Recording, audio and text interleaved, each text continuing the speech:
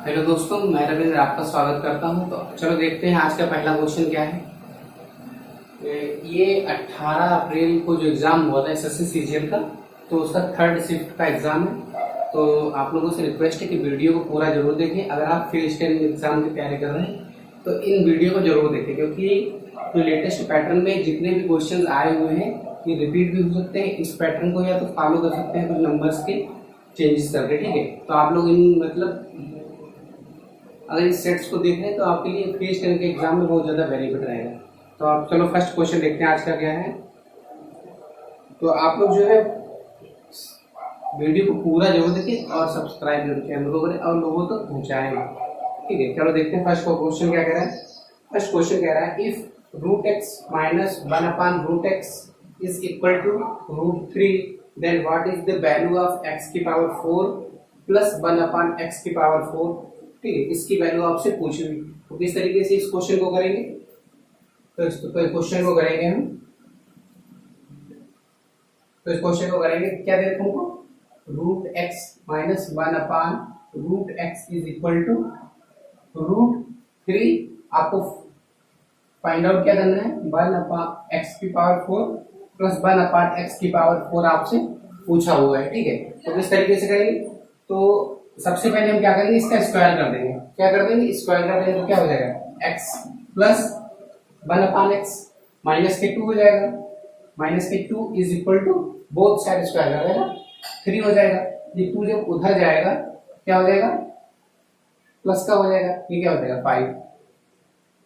अब इसको अगेन कर देंगे स्क्वायर, ठीक है। तो क्या हो जाएगा x square plus 1/x square, ये कितना हो जाएगा 25 हो जाएगा। इधर से +2, उधर क्या आ जाएगा -2, तो कितना हो जाएगा 20।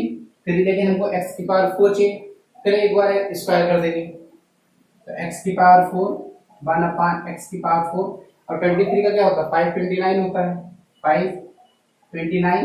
इधर -2 जो वो 2 जो प्लस का रहेगा उधर क्या हो जाएगा नेगेटिव हो जाएगा। तो क्या हो जाएगा 527, क्या हो जाएगा 527। तो ऑप्शन नंबर कौन सा हो जाएगा, ऑप्शन नंबर 4 हो जाएगा, ठीक है। तो नेक्स्ट क्वेश्चन देखते हैं क्या कहना है।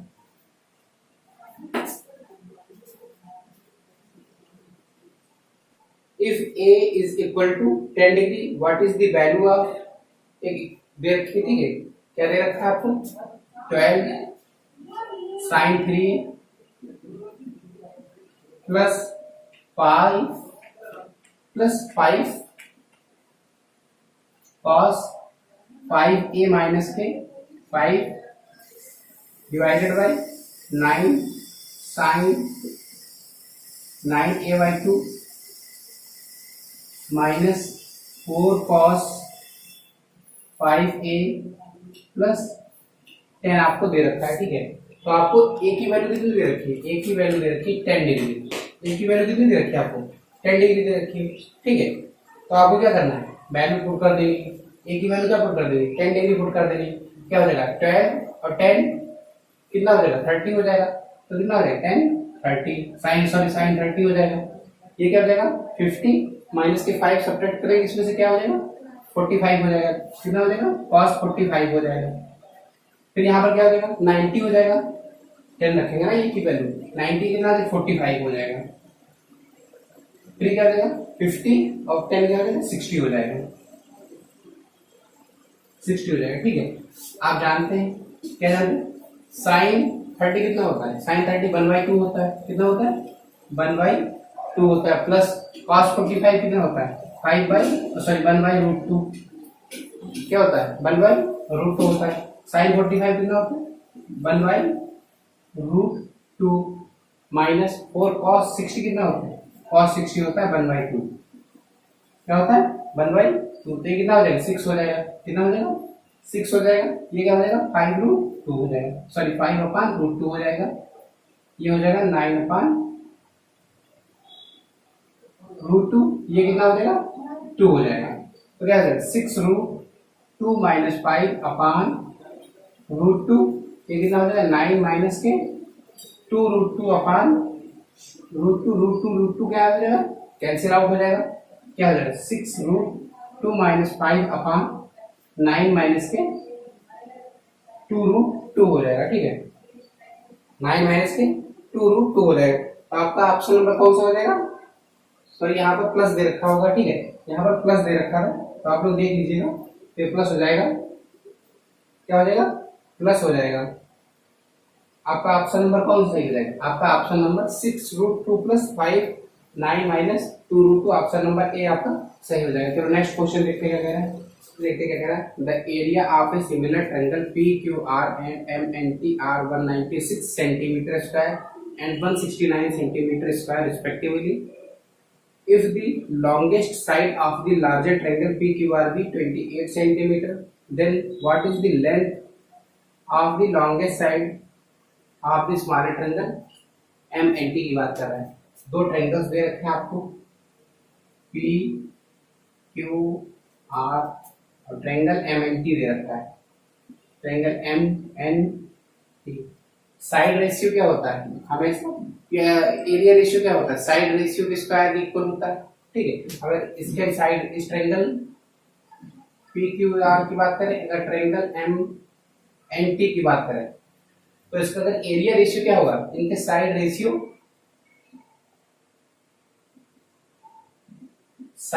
के स्क्वायर इक्वल होगा, ठीक है। तो अगर इनका एरिया 196 दे रखा है, इनका एरिया कितना दे रखा है? 169, तो इनका साइड रेशियो क्या हो जाएगा? 14:13 हो जाएगा, 14:13 हो जाएगा। अगर इस ट्रायंगल PQR की जो लॉन्गेस्ट साइड है वो कितनी दे रखी है? 28 सेंटीमीटर दे रखी है, यानी 14 यूनिट की वैल्यू क्या दे रखी है? 28 दे रखी है, यानी कितने टाइम दे रखी है? 2 टाइम्स दे रखी है, ठीक है। तो इसी के सिमिलर, ठीक है। अगर जो 30 रेशियो की अगर बात करें, अगर 40 रेशियो की वैल्यू 28 सेंटीमीटर दे रखी है, जो लॉन्गेस्ट साइड होगी, तो इसकी जो लॉन्गेस्ट साइड होगी वो 30 रेशियो में होगी, वो भी इसका, लेकिन इसका 2 टाइम्स होगी, ठीक है। तो कितना हो जाएगा इसका? 2 टाइम्स 26 हो जाएगा। कितना हो जाएगा? 26 हो जाएगा, ठीक है। तो ट्रायंगल MNT की अगर हम बात करें तो उसकी साइड कितनी हो जाएगी? जो लॉन्गेस्ट साइड होगी वो 26 सेंटीमीटर हो जाएगी, ठीक है। तो नेक्स्ट क्वेश्चन देखते हैं क्या है।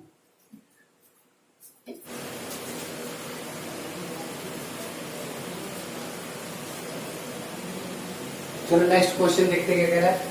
नेक्स्ट क्वेश्चन क्या है? A circle with centre O has radius 15 centimeter. D is a point on the circle such that a 24 centimeter long chord AB is bisected by OD at point C. Find the length of CD. ठीक है, एक circle आपको दे रखा है, क्या दे रखा है आपको? एक सर्किल दे रखा है, इसका सेंटर क्या दे रखा है? वो दे रखा है। इस पे एक कॉर्ड ए बी है, सपोज करो ये कॉर्ड ए बी है, ये कॉर्ड ए बी है, क्या कह रहा है? 24 सेंटीमीटर लेंथ है, इसकी लेंथ कितनी? 24 सेंटीमीटर। ये कॉर्ड कितनी? 24 सेंटीमीटर। इसकी रेडियस कितनी दे रखी? 15 सेंटीमीटर दे रखी, इसकी रेडियस 15 सेंटीमीटर दे रखी। अगर हम इसको यहाँ से मिला दें तो ये 15 सेंटीमीटर हो जाएगी, और यहाँ से जब हम परपेंडिकुलर ड्रा कर दें तो बाइसेक्ट कर देगा तो ये 12 और ये भी 12 हो जाएगा, ठीक है। और आप जानते हैं 3, 4, 5 एक ट्रिपलेट होता है, पाइथागोरस ट्रिपलेट जानते होंगे आप लोग। तो अगर हम इसको 3 से मल्टीपल कर दें 9, 12, 15 हो जाएगा। अगर ये 15 है, ये 12 है, तो ये कितना हो जाएगा? 9 हो जाएगा। नेक्स्ट आगे क्या कह रहा है question? D is a point on a circle. D is a point on a circle such that a 24 centimeter long chord AB is bisected by OD.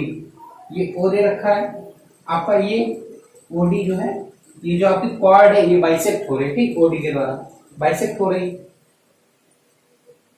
Eight point C। ये पॉइंट क्या रखा है? C point पर ये bisect हो रही है, ये पॉइंट C पे बाइसेक्ट हो रही है, ठीक है। Find the length of CD। CD की लेंथ पूछिए आपसे, ये वाली लेंथ पूछिए। तो आप ये बताइए, अगर ये रेडियस है तो ये भी तो रेडियस रही होगी, अगर ये रेडियस है तो ये भी रेडियस रही होगी, और रेडियस क्या है कितनी? 15 सेंटीमीटर। कितनी है? 15 सेंटीमीटर। अगर ये 9 हो गया और ये टोटल कितनी है? 15 है, तो ये डिस्टेंस कितनी बची होगी? ये 15 माइनस के 9 क्या बची होगी? 6 बची होगी। तो आपसे पूछा गया CD की लेंथ पूछी, जो कितनी हो जाएगी? 6 सेंटीमीटर हो जाएगी, ठीक है। चलो नेक्स्ट क्वेश्चन देखते हैं क्या कह रहा है। ए shopkeeper earns a profit of 70% on selling a book at 10% discount on the printed price. If the cost price is rupees 500, then the printed price, आपसे प्रिंटेड प्राइस पूछा रखा है, ठीक है, प्रिंटेड प्राइस या मार्क प्राइस जिसको कहते हैं मार्क प्राइस, ठीक है। तो आपको क्या रखे रखा है, अगर आपको कॉस्ट प्राइस कितना दे रखा है, सीपी कितना दे रखा है, कॉस्ट प्राइस आपको दे रखा है यानी सीपी 500, ये शॉपकीपर क्या करता है 10% का प्रॉफिट अर्न करता है, यानी कितने पे सेल कर रहा होगा 500 का 500, और प्रॉफिट कितना अर्न कर रहा है 70%, यानी 117% पे इसको सेल कर रहा होगा। लेकिन ये क्या बता रहा है, selling a book at 10% discount, ये जो सेलिंग प्राइस है ये मार्क प्राइस का कितना है 90%, क्योंकि मार्क प्राइस के 90% क्यों, क्योंकि 10% का डिस्काउंट दे रहा है। तो जो सेलिंग प्राइस है वो मार्क प्राइस के 90% की इक्वल है। अब उनसे पूछा गया मार्क प्राइस पूछा होगा, क्या पूछा मार्क प्राइस, तो मार्क प्राइस क्या हो जाएगा 500 प्लस 117 डिवाइडेड बाई 100 इंटू 100 हमको चाहिए 100% चाहिए, ये 90% की वैल्यू दे रखी है, ठीक है। तो मार्क प्राइस हमारी यहाँ आ जाएगी। ये चीज लिखने की जरूरत है लेकिन आपको हमने समझाया, ठीक है।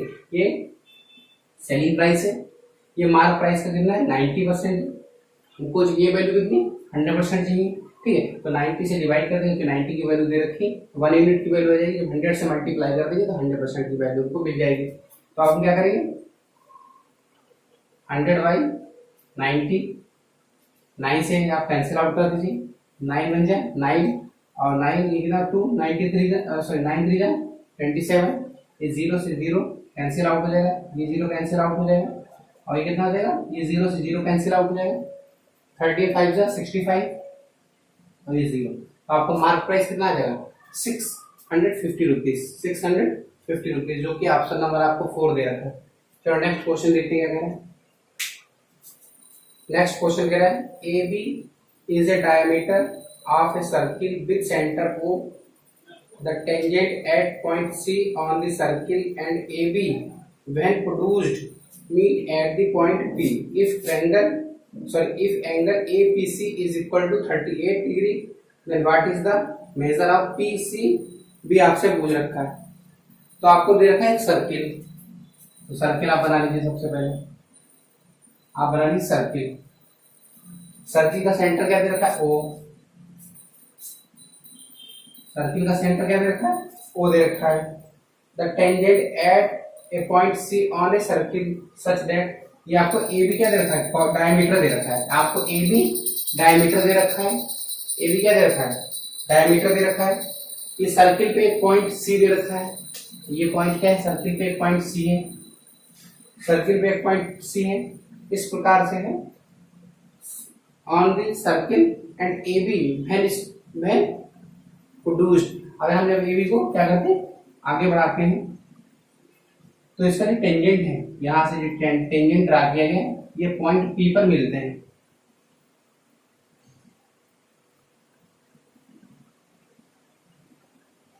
पॉइंट पी पे मिलते हैं, meet at point P if angle A P C is equal to 38, A P C कितना दे रखा है 38 दे रखा है, आपको ये एंगल कितना दे रखा है 38 डिग्री दे रखा है। आपसे पूछा गया PCB पूछा हुआ है, PCB पूछा हुआ है। अगर हम इसको यहां से आप जानते हैं कोई भी सर्किल दे रखा है, ये हम टेंजेंट ड्रा कर दें, अगर ये हमारा टेंजेंट है, अगर सेंटर O से हम टेंजेंट पे लाइन जिससे परपेंडिकुलर होता है, कितना होता है परपेंडिकुलर होता है, ठीक है।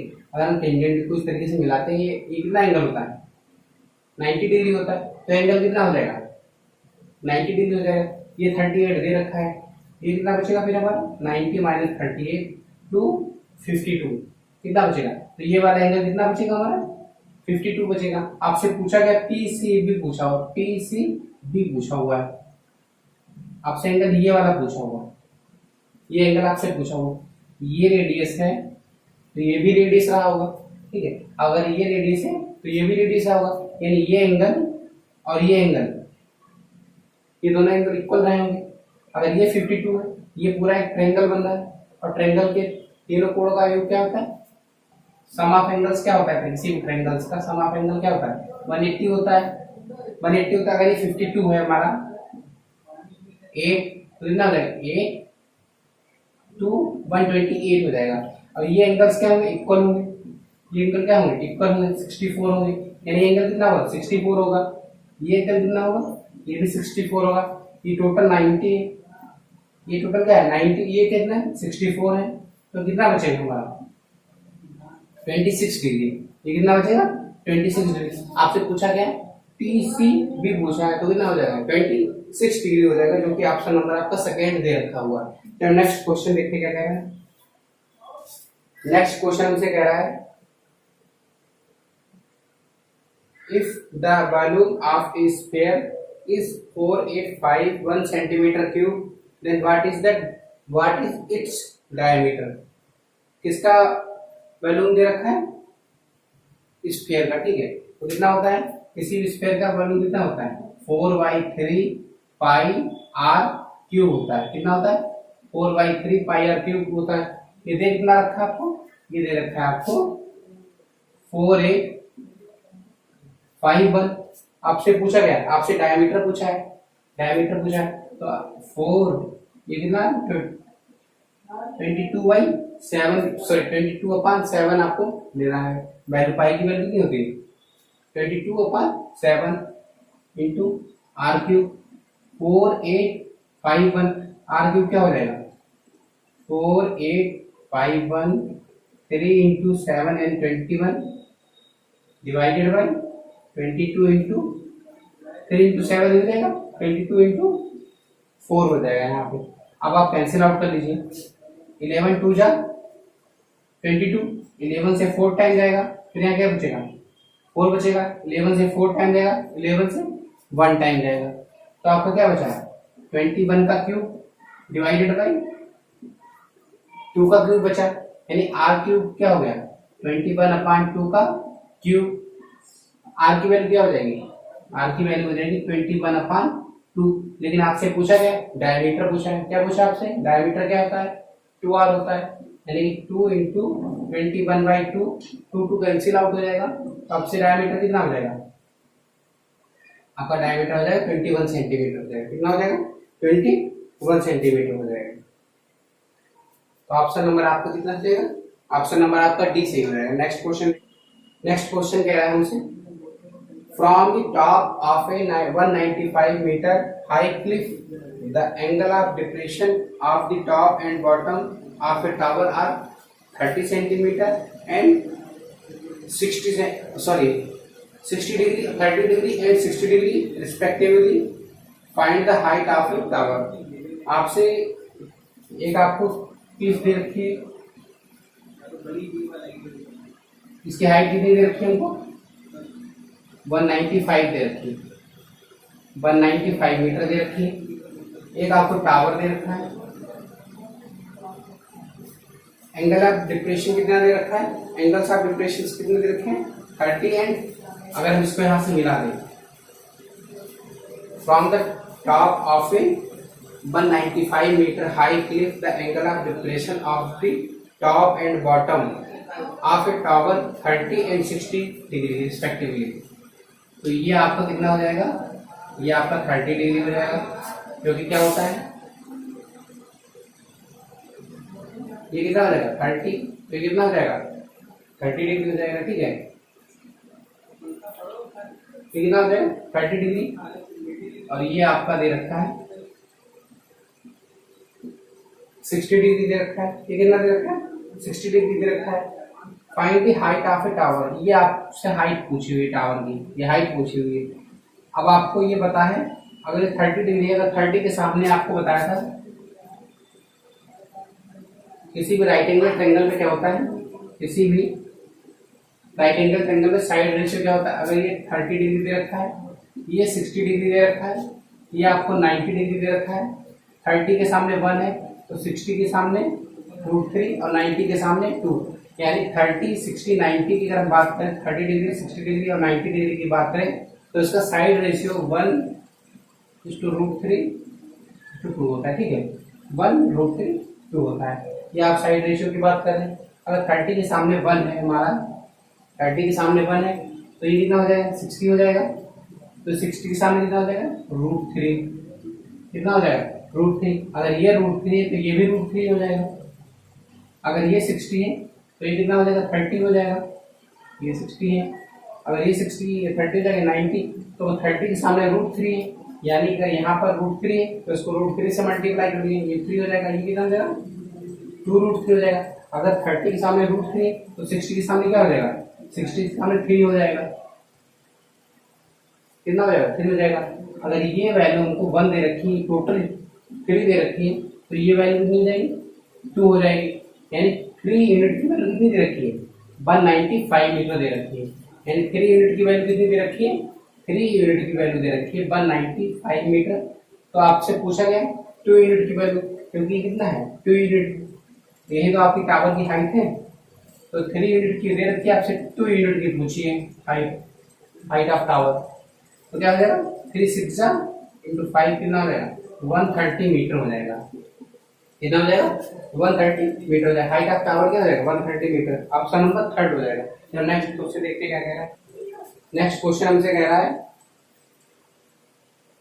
सम of race 17200 is lent out at a simple interest in 2 parts for 2 years at 8% per annum and 10% per annum respectively. If the total interest received after 2 years is 3008, then the money lent at the rate of 8% per annum.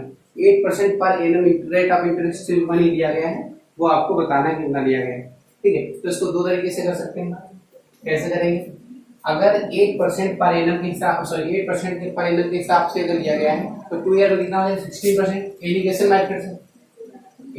Method से कर लीजिए आप, allegation method से कर लीजिए।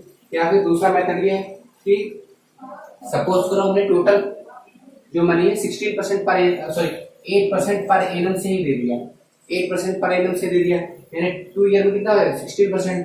अगर 16% हो जाएगा तो टोटल अमाउंट जो हमारा प्रिंसिपल दे रखा है कितना देगा 17200 प्रिंसिपल हमारा दे रखा है। तो उस पर हमें रेट ऑफ इंटरेस्ट कितना मिलेगा 16%। 8% पर एनम के अकॉर्डिंग हमारी रेट ऑफ इंटरेस्ट कितनी है 8% पर एनम। ठीक है, तो 2 ईयर टाइम अगर हमारा 2 ईयर है तो कितना हो जाएगा हमारा इंटरेस्ट 16% हो जाएगा। हम सपोज कर लेते हैं 8% पर एनम के अकॉर्डिंग पूरा का पूरा प्रिंसिपल हमें दे दिया गया है। ठीक है, किसी को हमने दे दिया, अगर 8% per annum rate of interest दे दिया तो 2 ईयर में 16% हो जाएगा।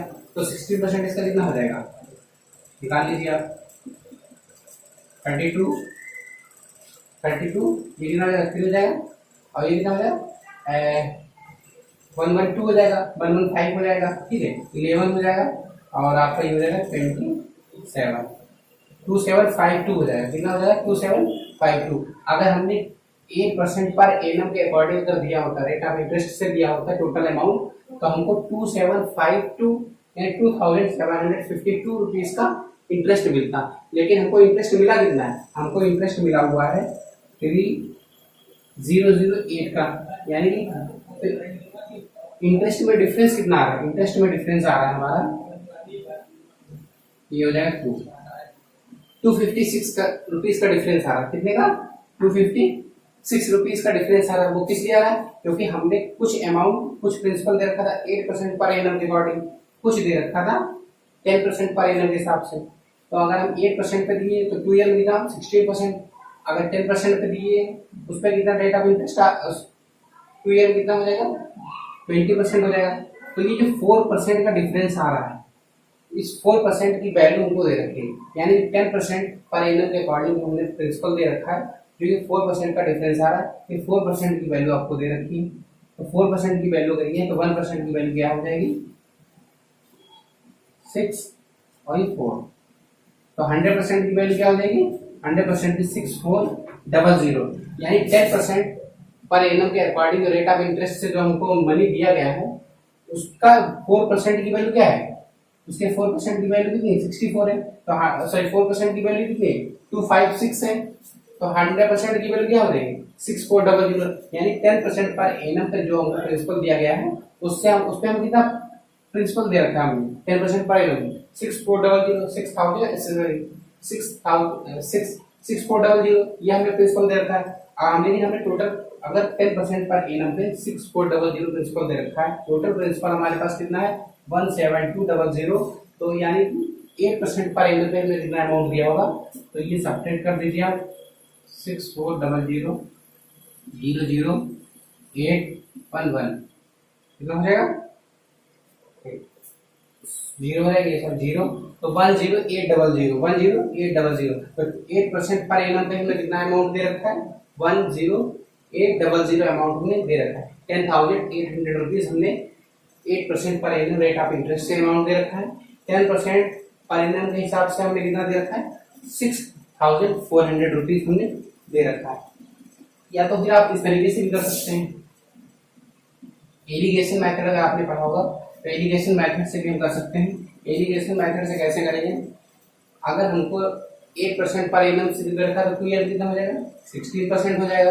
10% पर एनम से दे रखा है तो 2 ईयर कितना हो जाएगा 20% हो जाएगा। टोटल हमको इंटरेस्ट मिला कितना है, टोटल इंटरेस्ट मिला है 3,008 रुपीज। हमारे पास प्रिंसिपल कितना है 17200 इंटू 100। हम देख ले रहे हैं कि ओवरऑल कितना इंटरेस्ट हमें रेट ऑफ इंटरेस्ट हमको मिला है।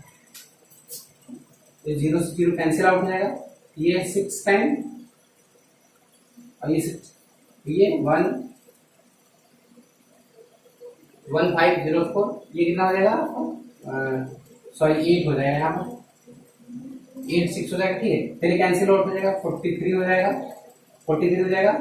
अब ये आपसे 752 हो जाएगा, यानी 7/752 अपॉन 43% हमको ओवरऑल। ये एलिगेशन क्या जो यहाँ पर वैल्यू होती है इन दोनों का एवरेज होती है, ये जो वैल्यू होती है ये इन दोनों वैल्यू की एवरेज वैल्यू होती है एलिगेशन मेथड में। एलिगेशन मेथड में क्या होती है, ये जो वैल्यू होती है इन दोनों का एवरेज। अब आप इसको ऐसे करना चाहें तो ऐसे कर लीजिए, लेकिन हम क्या करेंगे 43 अगर यहाँ से हटा दें और इन दोनों 43 से ही मल्टीप्लाई कर दें तो कितना हो जाएगा, अगर हम 43 इसके मल्टीप्लाई कर दें कितना हो जाएगा 688 हो जाएगा, कितना हो जाएगा 688 हो जाएगा। और ये आपका हो जाएगा 860 हो जाएगा, कितना हो जाएगा 860 हो जाएगा। आप इनका डिफरेंस ले लीजिए, क्या हो जाएगा 752 688, ये हो जाएगा आपका 4 और ये हो जाएगा 64, ये कितना हो जाएगा 64 हो जाएगा। और ये आपका कितना हो जाएगा 108 हो जाएगा, ये 254 और ये 32, ये 27, ये 16। तो आपने देखा कितना हो गया, ये 27:16 हो गया, ठीक है। यानी हमने यहाँ पर 8% माना था, यहाँ पर रेट ऑफ इंटरेस्ट कितना माना था 10%। 8% per annum rate of interest से हमने 27 यूनिट प्रिंसिपल दे रखा है और टोटल प्रिंसिपल हमारा कितना होगा, ये दोनों को ऐड कर लीजिए आप, इन दोनों को जब ऐड करेंगे तो 43 यूनिट हमारे पास प्रिंसिपल है, जिसमें 27 यूनिट हमने 8% पर एनम के हिसाब से दे रखा है और 16 यूनिट जो प्रिंसिपल हमने वो 10% पर एनम के हिसाब से दे रखा है। तो 43 यूनिट की वैल्यू क्या रखी आपको 17200 43। आपसे पूछा गया है, आपसे पूछा 8% पर एनम के हिसाब से कितना देना, तो 27 यूनिट हो जाएगा, कितना 27। ये कितने टाइम जाएगा, ये 4 टाइम जाएगा और ये आपका हो जाएगा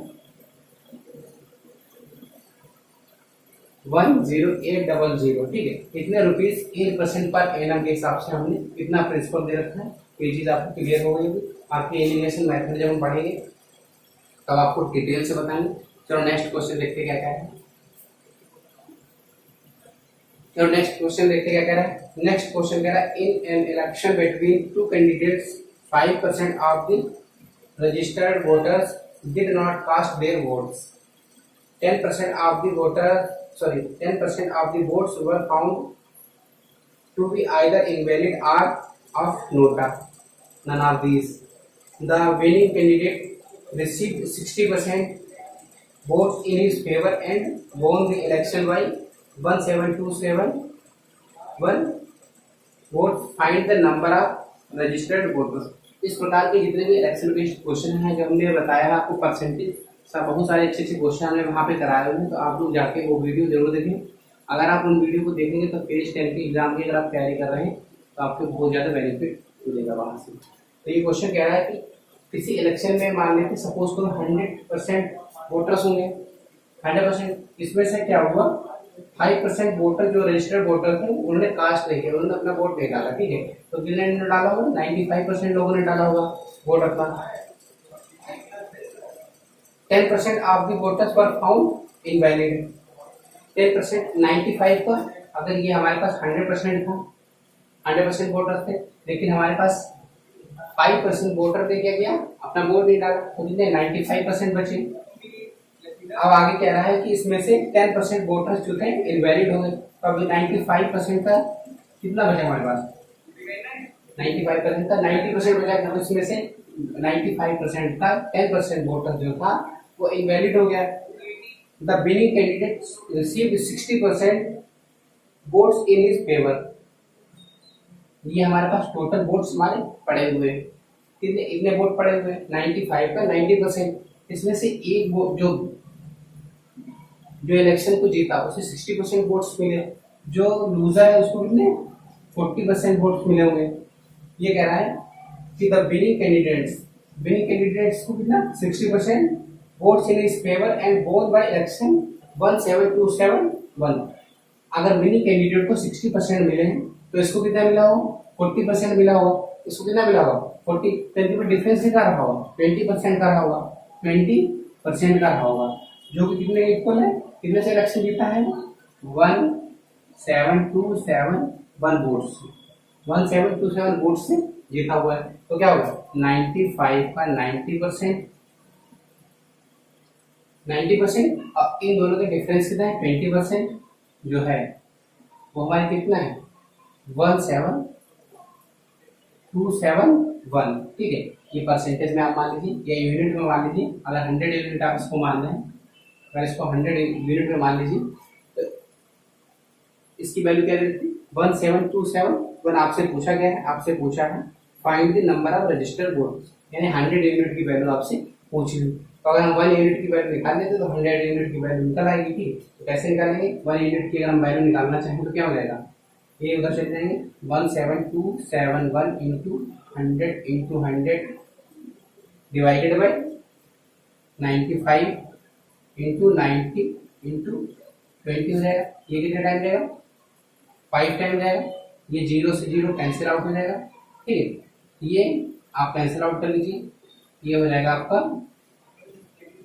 19 से अगर कैंसिल आउट कर लीजिए 19 5 जा, सॉरी 19 5 जा 95, 19 5 जा 95, और ये कितना टाइम जाएगा 99 जा 171, और फिर 0 99 जा 171, फिर ये कैंसिल आउट हो जाएगा 101 हो जाएगा, ये 5 से 5 कैंसिल आउट हो जाएगा, तो आपको क्या होगा 1010, ये 1 यूनिट की वैल्यू आ गई, 1 यूनिट की वैल्यू क्या हो गई 1010। लेकिन आपको पता है रजिस्टर्ड वोट कितने 100 यूनिट है, अगर 1 यूनिट की वैल्यू ये है 1010, तो 100 यूनिट की वैल्यू क्या हो जाएगी 20 और बढ़ जाएगी, तो आपका क्या हो जाएगा 101000, ये ऑप्शन नंबर आपका थर्ड सही है, ठीक है। तो नेक्स्ट क्वेश्चन देखते हैं क्या कह रहा है। नेक्स्ट क्वेश्चन हमसे कह रहा है ए manufacturer who marks the price of an article at $1800 sells it to a dealer at a discount of 15%. The dealer gets a further discount of 8% on his net payment for paying him in cash. वो cash में करता है तो उसको 8% का एक discount और मिल जाता है। What amount does the dealer pay to manufacturer? Manufacturer को डीलर कितना पेमेंट करता है ये आपसे पूछा हुआ है। तो मार्क प्राइस आपको कितना दे रखा है, मार्क प्राइस आपको दे रखा है 1800, कितना दे रखा है 1800 दे रखा है, और आपको सबसे पहले क्या कर रहा है 15% का एक डिस्काउंट देता है, यानी इसका कितना 85% आपसे लिया, लेकिन जब उसने पेमेंट कैश में किया तो उसका 8% का एक्स्ट्रा डिस्काउंट मिल गया, यानी 92%। इनिशियली इसको इतना पेमेंट करना था, लेकिन जब उसने कैश में कर दिया तो उसको 8% का एक्स्ट्रा डिस्काउंट मिल गया, तो उसको कितना करना है 92/100 करना है। ठीक है, ये चीज आपको क्लियर होगी। तो आप देख लीजिए 0 से 0 कैंसिल आउट हो जाएगा, कैंसिल आउट। ये कितना हो जाएगा 17 टाइम रहेगा, कितना टाइम रहेगा 17 टाइम रहेगा, ये 20 टाइम रहेगा, ये कितना टाइम 9 बार जाएगा, ये 9 बार। अब आप देख लीजिए 153 हो जाएगा, और ये कितना 92 है, 92 तो 6 10 3 या 1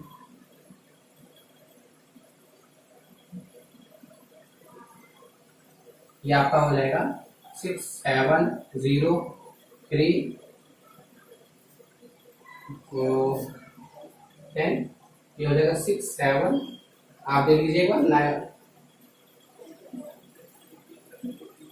ये 13 दे रखा, सॉरी यहाँ हमने 12 शुरू कर रखा, 13 दे रखा, तो कितना देगा 4 हो जाएगा, 14076 आपको दे रखा है, तो क्या है 14076 डिवाइडेड बाय 10 हो जाएगा, तो आपका 1407.6। लेकिन आपसे क्या पूछा है, आपसे पूछा हुआ है,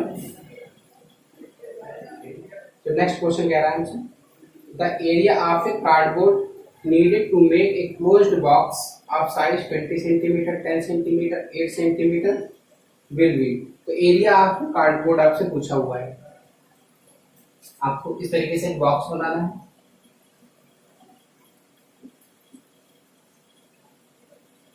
ठीक है, इस तरीके से आपको बॉक्स बनाना है, जिसकी डायमेंशंस क्या दे रखी 20 सेंटीमीटर, 10 सेंटीमीटर, 8 सेंटीमीटर। तो इसका एरिया क्या हो जाएगा, एक अगर हम इसको L मान लें, इसको B मान लें, तो H हो जाएगा, तो टोटल एरिया क्या हो जाएगा 2LB plus BH plus HL होता है। क्यों होता है, क्योंकि ये जो साइड है फ्रंट साइड है, इसमें L है हमारे पास और H है, तो आमने सामने ये एक साइड, इसके बैक में एक साइड है, तो 2 साइड हो जाएंगे, 2 LB हो जाएगी साइड। ये हमारे पास इस फेस की अगर हम बात करें H है B है, H और B है, एक यहाँ एक जस्ट इसके अपोजिट इस साइड में, तो 2BH हो जाएगा, एक HL हो जाएगा। ठीक है, ऐसे एक हो जाएगा H into L, height into length. देखो अब हमको बताते हैं, एक एरिया हमारे पास क्या हो जाएगा बेस में हो जाएगा, बेस में क्या L इंटू B हो जाएगा, L इंटू B हमारा बेस मिल गया, और जस्ट इसके ये बॉटम हो गए, ये टॉप हो गए, तो LB ये हो गया। ठीक है, उसके बाद H into B, HB BH हो गया। ठीक है, एक ये साइड हो गई, इसके जस्ट अपोजिट एक ये साइड हो गई, 2 ये हो गए। एक हमारे पास L इंटू H, ये फेस फ्रंट का, इसके जस्ट बैक, तो 2 इसके साइड हो गए। ठीक है, तो एरिया टोटल कितना हो जाएगा 2LB BH इंटू HL हो जाएगा, प्लस HL हो जाएगा, तो आपको क्या है 2LB कितना हो जाएगा L इंटू B, अगर हम L और B की बात करें तो कितना हो जाएगा 200 हो जाएगा, प्लस B इंटू H की बात करें तो कितना हो जाएगा 80 हो जाएगा, प्लस H इंटू L की बात करें तो कितना हो जाएगा 160 हो जाएगा। तो आप इसको जब ऐड करेंगे तो कितना हो जाएगा आपको 880 हो जाएगा, कितना हो जाएगा 880 हो जाएगा। ठीक है, तो आपका एरिया कितना हो जाएगा 880 सेंटीमीटर स्क्वायर हो जाएगा। चलो नेक्स्ट क्वेश्चन देखते क्या कर रहे हैं। नेक्स्ट क्वेश्चन हमसे कह रहा है find the value of the following expression. Expression को क्या रखा है 3 divided by 1 into 2 plus 5 minus 2 divided by 3 into 3, ये तो आपको क्या हो जाएगा, ये कितना हो जाएगा 3 हो जाएगा। ठीक है, तो ये कितना हो जाएगा 6 हो जाएगा, ये कितना हो जाएगा 11 हो जाएगा, -2 यानी ये कितना हो जाएगा 9 हो जाएगा, ये 7 हो जाएगा। तो आपका आंसर क्या हो जाएगा 9/7, जो कि ऑप्शन नंबर आपका फर्स्ट दे रखा है। Anoop can row 33 kilometer downstream and 35 kilometer upstream in 8 hours. He can also row 44 kilometer downstream and 28 kilometer upstream in the same time. How much time will he take to row 55 kilometer downstream and 14 kilometre upstream? आपसे question दे रखा है, ये हमारी river है, suppose करो ये river है हमारी, इसमें हमारे पास एक बोट है, ठीक है। अगर ये रिवर इधर फ्लो हो रही है, ये बोट भी हमारी इधर फ्लो हो रही है, ठीक है, तो क्या होगा, इन दोनों की स्पीड क्या होगी, ऐड होगी। अगर इसकी स्पीड x है, इसकी स्पीड y है, तो स्पीड क्या होगी, दोनों की ऐड होगी। अगर सपोज करो रिवर इधर फ्लो हो रही और बोट इधर जा रही है, तो इनका स्पीड क्या होगी, इन दोनों का स्पीड का डिफरेंस लिया जाएगा। लेकिन जब सेम डायरेक्शन में दोनों कर रही तो क्या करेंगे, दोनों का ऐड करेंगे, दोनों स्पीड को क्या करेंगे, ऐड करेंगे। तो ये क्वेश्चन हमसे कह रहा है, तो किस तरीके से हमको करना है इस क्वेश्चन को। ये क्वेश्चन कह रहा है कि अनूप, ये हमसे कह रहा है कि Anoop can row 33 kilometre downstream and 35 kilometre upstream in 8 hours. तो 33 किलोमीटर डाउन स्ट्रीम है, यानी कि अगर हम बोट की स्पीड की बात करें x किलोमीटर पर आवर, अगर हम रिवर स्ट्रीम की बात करें, ठीक है, तो कितना हो जाएगा, 22 किलोमीटर पर आवर। तो क्या हो जाएगा, अगर डाउन स्ट्रीम चलना है तो x प्लस वाई हो जाएगा, क्या हो जाएगा, x प्लस वाई प्लस। लेकिन आपको एक चीज ये भी पता होना चाहिए कि डिस्टेंस बड़ा क्या होता है, स्पीड इनटू टाइम होता है। लेकिन डिस्टेंस को अगर हम स्पीड से डिवाइड करते हैं तो हमारे पास क्या हो जाएगा, टाइम है। तो distance upon speed is equal to time, तो डिस्टेंस अपॉन स्पीड हो जाएगा। प्लस नेक्स्ट डिस्टेंस इसमें कितनी रहेगी, 35 किलोमीटर अपॉन स्पीड, इसकी क्या रहेगी, डिफरेंस लेंगे इन दोनों का, x माइनस के y, क्योंकि x is greater than y है, ठीक है, क्या है, x is greater than y है, तो यहाँ पर डिफरेंस ले लेंगे x माइनस y, तो आपको कितना हो जाएगा, 8 आवर्स, 8 आवर्स, ठीक है, तो ये 8 आ जाएगा। ये डिस्टेंस अपॉन स्पीड क्या होता है, टाइम होता है। तो इन दोनों का टाइम कितना है, इस डिस्टेंस को अगर इससे इस स्पीड से चलेगा, इस डिस्टेंस को इस स्पीड से चलेगा, तो टोटल टाइम क्या हो जाएगा, ये हो जाएगा, ठीक है। नेक्स्ट क्वेश्चन क्या कह रहा है, आगे क्या कह रहा है, he can also row 44 kilometre downstream, 44 kilometre downstream, क्या है, x plus Y 44 x plus Y and 28 kilometre upstream, यानी x माइनस वाई।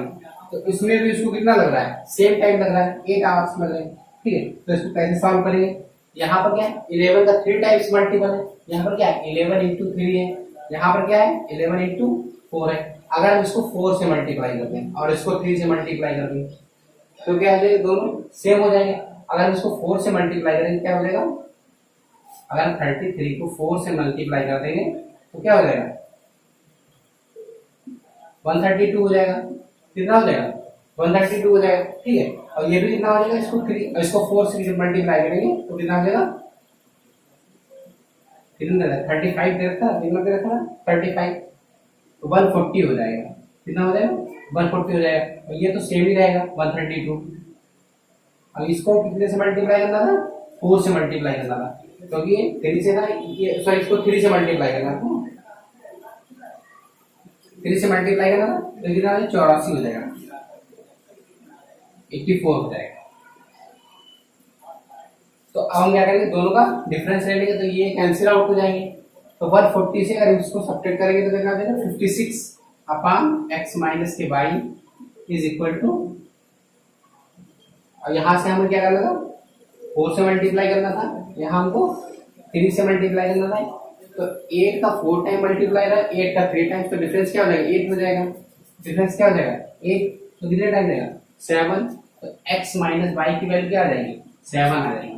तो x माइनस वाई की वैल्यू कितनी आ गई, 7। अगर हम यहाँ पर रख देंगे तो कितना हो जाएगा, 20 हो जाएगा, ठीक है। तो यहाँ जब आएगा तो कितना हो जाएगा, 12 हो जाएगा।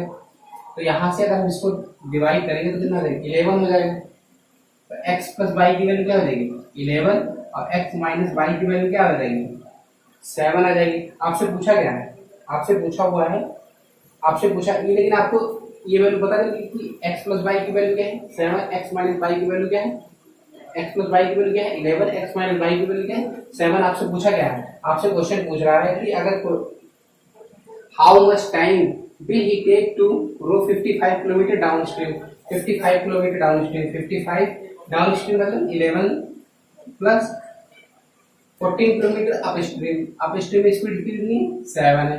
तो कितना टाइम जाएगा, 5 टाइम, कितना टाइम जाएगा, 2 टाइम। तो डिस्टेंस अपॉन स्पीड टोटल कितना हो गया, 5 तो कितना हो गया, 7, यानी कितना टाइम देगा, 7 आवर्स देगा, ठीक है। तो कोई प्रॉब्लम तो नहीं होगी, क्योंकि हमें पता है कि distance upon speed is equal to time होता है, फिर यहाँ पर हम दोनों इक्वल कर लेंगे, कैंसिल आउट कर देंगे, x माइनस वाई की वैल्यू आ जाएगी, यहाँ पुट कर देंगे x प्लस वाई की वैल्यू आ जाएगी, x minus Y x plus Y हमको पता चल गया, ये 55 upon x plus Y 14 upon 7, यहाँ पर x माइनस वाई आ जाएगी, दोनों की वैल्यू पुट कर देंगे, distance upon speed is equal to time हो जाएगा, ठीक है, जो कि 7 आवर्स आ जाएगा। फिर नेक्स्ट क्वेश्चन देखते हैं क्या कह रहा है। नेक्स्ट क्वेश्चन क्या है, if 2 sin square theta plus 3 sin cos theta is equal to 3, theta की वैल्यू कहाँ लाई कर रही है, 0 और 90 के बीच लाई करती है, then the value of sec square theta plus cot square theta की वैल्यू आपसे पूछी हुई है। आपको दे रखा है 2 sin square theta plus 3 cos theta is equal to 3, यहाँ थीटा की वैल्यू कहाँ लाई करती है, 0 डिग्री से 90 डिग्री के बीच लाई करती है, 0 डिग्री से 90 डिग्री के बीच लाई करती है। आपसे पूछा क्या है, आपसे पूछा है sec square theta plus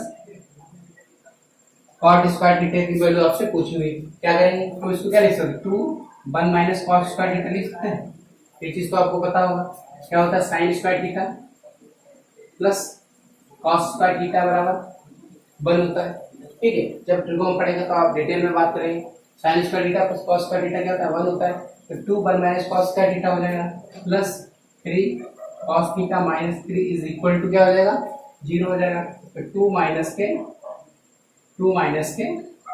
2 cos square theta plus 3 cos theta minus के 3 इज इक्वल टू क्या हो जाएगा, 0 हो जाएगा, ये क्या हो जाएगा 2 cos square theta 3 cos theta minus के 1 is equal to 0, minus common ले लेंगे, तो ये प्लस ये माइनस का और ये प्लस का, कैसे फैक्टर करते हैं, इसको मल्टीप्लाई 2 हो जाएगा, 2 के ऐसे फैक्टर करना, ऐड करने पर 3 है तो 2 बन जाए 2 होता, तो क्या हो जाएगा 2 cos square theta minus 2 cos theta minus के cos theta plus 1 is equal to 0, 2 cos theta अगर हम यहाँ कॉमन ले लेंगे, 2 cos थीटा अगर कॉमन ले लेंगे तो क्या हो जाएगा cos थीटा माइनस 1, यहाँ माइनस 1 कॉमन ले लेंगे तो क्या हो जाएगा cos theta minus 1 is equal to 0, तो फैक्टर क्या आ जाएंगे इसके 2 cos theta minus 1 cos theta minus 1 is equal to 0, 2 cos theta is equal to 1, cos theta is equal to क्या हो जाएगा 1/2, यहाँ से क्या हो जाएगा cos theta is equal to 1, तो यहाँ पर cos थीटा क्या हो जाएगा 0 डिग्री, लेकिन हमारा एंगल कहाँ से कहाँ लाई करते हैं, 0 से 90 के बीच है, तो ये वाला हम ऑप्शन लेंगे भी, ऑप्शन क्या लेंगे cos थीटा बराबर 1, और cos थीटा 1 कब होता है, सॉरी 1/2, cos थीटा बराबर 1/2 कब होता है, cos थीटा 1/2 होता है हमारा 60 डिग्री पे, कब होता है 60 डिग्री पे होता है, ये होता है। अब हम sec स्क्वायर थीटा, तो sec स्क्वायर थीटा sec 60 क्या हो जाएगा 4 हो जाएगा, प्लस cot स्क्वायर 60, cot 60 क्या हो जाएगा 1/3 हो जाएगा, तो आपका ऑप्शन क्या है 4 1/3, जो भी ऑप्शन मैच करेगा, तो आपका ऑप्शन नंबर 3 मैच कर रहा है, ठीक है। तो नेक्स्ट क्वेश्चन देखते हैं क्या, नेक्स्ट क्वेश्चन हमसे देखते क्या कह रहा है, नेक्स्ट क्वेश्चन हमसे कह रहा है LCM of two numbers is 22 times their HCF if one of the number is 132 and the sum of LCM and HCF is 276, then what is the other number। आपसे अगर LCM HCF अगर suppose करो आपका कितना है x है, तो LCM कितना हो जाएगा उसका 22 टाइम्स हो जाएगा, ठीक है, उसमें से आपका, लेकिन आप जानते हैं क्या होता है कि HCF into LCM is equal to first number into second number होता है, ये चीज आप जानते हो। HCF कितना रहता है x, LCM कितना रहता है 22x, ठीक है, वन नंबर आपको कितना रहता है 132 इंटू सेकेंड नंबर आपको पूछा हुआ है, लेकिन ये कंडीशन और दे रखी है कि HCF and LCM is the sum of HCF and LCM is 276 दे रखा है, ठीक है, तो HCF x LCM 22x के जो सम है 276 दे रखा है, तो 23x आ गया 276 x आ गया 12 हो जाएगा, x की वैल्यू क्या हो जाएगी 12, पहले क्या हो जाएगा 12, यहाँ पे कितना हो जाएगा इंटू 12 हो जाएगा, तो ये 12 से कैंसिल आउट करो कितने टाइम जाएगा 11 टाइम जाएगा, ये 11 से कितना जाएगा 22 टाइम्स जाएगा, तो आपका सेकंड नंबर कितना आ जाएगा 24 हो जाएगा, ठीक है, कितना आ जाएगा 24, तो आपका ऑप्शन नंबर फर्स्ट मैच करता है। तो नेक्स्ट क्वेश्चन देखते हैं, चलो नेक्स्ट क्वेश्चन हमसे क्या कह रहा है देखते हैं। नेक्स्ट क्वेश्चन कह रहा है the average of A set of 18 consecutive integers is 22.5, what is the largest integer in the set. आपको 18 कंसेक्यूटिव इंटीजर दे रखे हैं, कंसेक्यूटिव इंटीजर दे रखे हैं जिसका एवरेज कितना है 22.5 दे रखा है, ठीक है। अगर आपको एवरेज दे रखा है, अगर 18 दे रखा है तो 9 इधर होंगे इंटीजर, 9 कंसेक्यूटिव इंटीजर इधर होंगे, सम इसके बीच लाई कर रहा होगा, यानी यहाँ 9th वाला होगा, यहाँ पर क्या होगा 10th वाला होगा, इन दोनों के बीच लाई कर रहा होगा, ठीक है, इन दोनों के बीच लाई कर रहा होगा एवरेज, तो कितना हो जाएगा 22.5 हो जाएगा। नेक्स्ट इंटीजर इसके बाद क्या होगा, इससे पहले 22 रहा होगा, उसके बाद नेक्स्ट क्या रहा होगा 23 रहा होगा। आपसे पूछा गया the largest integer in this set, तो 10th रहा होगा, फिर यहाँ 11, 12, 13, 14, 15, 16, 17 एंड 18। आपसे लार्जेस्ट क्या पूछा, 18 नंबर वाला इंटीजर आपसे पूछा। अगर 10 की ना 23, 24, 25, 26, 27, 28, 29, 30, 31, तो लार्जेस्ट इंटीजर क्या करेगा 31 हो जाएगा, ठीक है। चलो नेक्स्ट क्वेश्चन देखते हैं। Number n when divided by 6 leaves remainder 2, what will the remainder when n square plus n plus 2 is divided by 6, ठीक। तो नंबर क्या रहा होगा, नंबर आपका जो भी रहा होगा, अगर हम उस नंबर की बात करें क्या रहा होगा 6n plus 2 रहा होगा, 6n plus 2, a number when divided by 6 leaves remainder 2, 6n plus 2 की टर्म्स में नंबर रहा होगा। सपोज कर, तो अगर हम बात करें जब हम डिवाइड किया नंबर को दे रखा है n square plus n plus 2 को जब हम 6 से डिवाइड करते हैं, ठीक है, तो अगर हम बात करें यहाँ पर रिमाइंडर हमारे पास कितना बच रहा है 2 बच रहा है, हमारा रिमाइंडर कितना बच रहा है 2 बच रहा है, तो यहाँ कितना बचेगा 4 बचेगा, यहाँ कितना बचेगा 2 बचेगा, तो 6 to 4 to 8, तो 8/6, तो हमारा रिमाइंडर कितना बचेगा 2 बचेगा, हमारे पास रिमाइंडर कितना बचेगा 2। अगर आप इस तरीके से करना चाहें तो इस तरीके से कर लीजिए, फिर तो आप मान लीजिए कि यहाँ पर n की वैल्यू 1 पुट कर ले, तो हमारे पास नंबर सपोज कर लेते 8 है, वो क्या है 8, तो 8/6 रिमाइंडर 2 बचा, तो क्या हो जाएगा, अब आप लिख लीजिए नंबर दे n square plus n plus 2 की वैल्यू क्या हो जाएगी, अगर आपके पास 8 है 8, ठीक है, तो अगर नंबर सपोज किया हमने देना 8 है, तो 8 है तो देना 64 हो जाएगा, ये 8 हो जाएगा प्लस 2 हो जाएगा, डिवाइडेड बाय क्या हो जाएगा 6 हो जाएगा, तो कितना हो जाएगा 74/6 हो जाएगा, कितना 6 बन जा 6 और 6 2 जा 12, तो कितना रिमाइंडर बचेगा, तभी आपका रिमाइंडर 2 बचेगा, ठीक है। तो आप चाहे तो इस तरीके से कर लेते हैं, कर लीजिए। तो नेक्स्ट क्वेश्चन देखते हैं क्या कह रहा है। नेक्स्ट क्वेश्चन हमसे कह रहा है A can do a certain work in 15 days while B can do the same work in 21 days. If they work together, then in how many days will the same work be completed?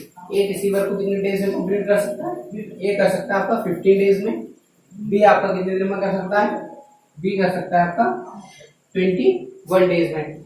Suppose कर लेते हैं कितना हमारे पास total work है 105, ठीक है, तो कितना है इसकी एफिशिएंसी कितनी हो जाएगी 7, इसकी कितनी हो जाएगी 5।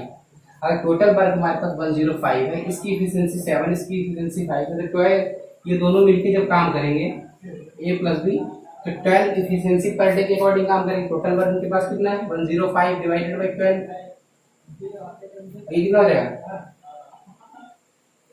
सॉरी 12 8 जा 96, 12 8 जा 96, ये कितना हो जाएगा 96 हो जाएगा, 9/12 हो जाएगा, ये 3/4 हो जाएगा, तो 3/4 डेज में ही कंप्लीट कर लेंगे। तो आपका ऑप्शन नंबर कौन सा सही हो जाएगा, आपका ऑप्शन नंबर 4 सही हो जाएगा, ठीक है। बाकी ये चीजें आपको आती तो होंगी, और जब हम डिटेल में बात करेंगे चैप्टर से पढ़ेंगे, ठीक है। तो नेक्स्ट क्वेश्चन देखते हैं क्या। Next question, in A triangle PQR S is a point on the side QR। एक ट्रायंगल आपको PQR दे रखा है, क्या दे रखा है आपको, एक ट्रायंगल PQR आपको एक ट्रायंगल दे रखा है PQR, S is a point on the side QR, QR side पर एक पॉइंट S है, एक पॉइंट क्या है S है QR, such that PS is the bisector, PS जो है आपका बाइसेक्टर है, P is the bisector of triangle QPR। QPR triangle का है क्या, एंगल बाइसेक्टर है, आपको पता है, ठीक है, एंगल बाइसेक्टर है। इफ PQ 12, ये आपको 12 दे रखा है, ये आपको QS 3 दे रखा है, QS 3 दे रखा है, QR 7 दे रखा है, QR 7 दे रखा है, आपसे पूछा गया है what is the length of P R, what is the length of P R आपसे पूछा हुआ है। अगर ये 7 है टोटल, ये 3 है तो क्या हो जाएगा, ये 4 हो जाएगा, यानी इसमें रेशियो क्या हो जाएगा 3। आपको पता है कोई भी ट्रायंगल अगर हमारे पास है, ठीक है, कोई भी ट्रायंगल है, ये ए बी सी, अगर हम इसका एंगल बाइसेक्टर ड्रा करते हैं, अगर हम इसका एंगल बाइसेक्टर ड्रा करते हैं, अगर ये हमारे पास साइड रेशियो 3:4 है तो सामने भी इसको 3:4 में डिवाइड करता है, ठीक है। अगर ये जो भी रेशियो इस साइड रेशियो दे रखा वही सामने डिवाइड करता है उसी रेशियो में। अगर इस 3 की वैल्यू कितनी दे रखी है 12, 4 टाइम, तो इसका भी 4 टाइम हो जाएगा, कितना 16 हो जाएगा, कितना हो जाएगा 16। इसका ऑप्शन गलत है, ठीक है। तो नेक्स्ट क्वेश्चन देखते हैं, ऑप्शन नंबर इसका 4 सही हो जाएगा।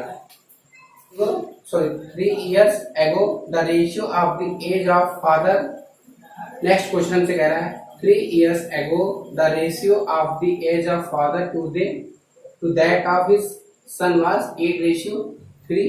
After 4 years their ages will be in the ratio 11:5.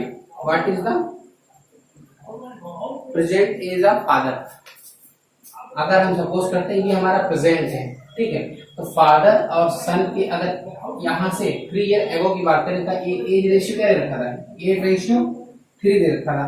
ये प्रेजेंट है, इसके 4 ईयर बाद, इसके 3 ईयर बैक में गए, अब हम 4 ईयर आगे गए, ठीक है, प्रेजेंट के 4 ईयर आगे गए, तो हमारा जो रेशियो दे रखा है वो क्या दे रखा है 11:5 दे रखा है। यानी कि अब हम देखते हैं ये गैप जो दे रखा है ये सेम होना चाहिए। यहाँ पर कितना गैप हमारा हो रहा है 3 का, यहाँ पर गैप कितना हो रहा है 2 का, लेकिन ये सेम होना चाहिए। इसको सेम कैसे करेंगे, इनको सेम कैसे करेंगे, इन दोनों का भी डिफरेंस लीजिए कितना है 5, इन दोनों का भी डिफरेंस लीजिए कितना 6, तो इसके डिफरेंस को इससे मल्टीप्लाई कर दीजिए आप, और इसके डिफरेंस से इसको मल्टीप्लाई कर दीजिए आप,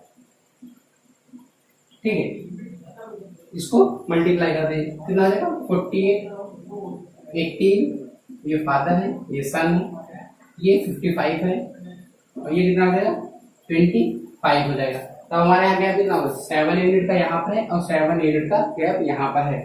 अगर हम बात करें या ये रेशियो हमारे प्रेजेंट से 3 ईयर बैक में था, ये रेशियो प्रेजेंट से 4 ईयर नेक्स्ट है, तो एज का गैप कितना है हो गया 7 ईयर का हो गया, यानी 7 यूनिट की जो वैल्यू है, ये गैप कितना 7 यूनिट है, और 7 यूनिट की वैल्यू कितनी है 7 ईयर्स है, ठीक है, तो 1 यूनिट की वैल्यू क्या हो जाएगी 1 ईयर्स हो जाएगी। यानी कि अगर हम फादर के 3 ईयर बैक एज की बात करें तो कितनी हो जाएगी 1 यूनिट की वैल्यू अगर 1 ईयर है तो 48 यूनिट की वैल्यू क्या हो जाएगी 48 ईयर हो जाएगी, 48 ईयर हो जाएगी। लेकिन बात कर रहा है present age of the father, present age क्या हो जाएगी, ये 3 ईयर बैक में तो 3 ईयर आगे हो जाएंगे, ठीक है, तो 51 ईयर्स के फादर हो जाएंगे, कितने 51 ईयर्स के, जो कि ऑप्शन नंबर आपका सेकंड से। तो नेक्स्ट क्वेश्चन देखते क्या कह रहा है, तो यहाँ पर सारे के सारे क्वेश्चन कंप्लीट हो गए, बाकी डीआई के क्वेश्चन जितने भी बचे हुए वो सारे के सारे क्वेश्चन हम एक साथ कराएंगे। बस आप लोगों से रिक्वेस्ट है कि आप लोग चैनल को सब्सक्राइब जरूर करें, जिससे कि हमारे भी चैनल को ग्रोथ मिले, ठीक है। तो चैनल को सब्सक्राइब करके आप फेस टेन एग्जाम की अगर तैयारी कर रहे हैं तो आप जितनी भी वीडियो हमने ये मैथ्स कराई है तो आप लोगों को देखिए, ये न्यू पैटर्न पे जो एग्जाम हुआ है, जो लेटेस्ट एग्जाम होते हैं इनमें से बहुत सारे क्वेश्चन रिपीट हो जाते हैं। हो सकता है कि आपके पेपर में इनमें से 2-4 क्वेश्चन आ जाएं जो कि आपको ऑप्शन सीधे याद हो, सीधे क्लिक कर दो तो आपका टाइम सेव होगा। तो आप लोग इस वीडियो को पूरा देखें, शेयर जरूर करें, आप लोगों से रिक्वेस्ट है।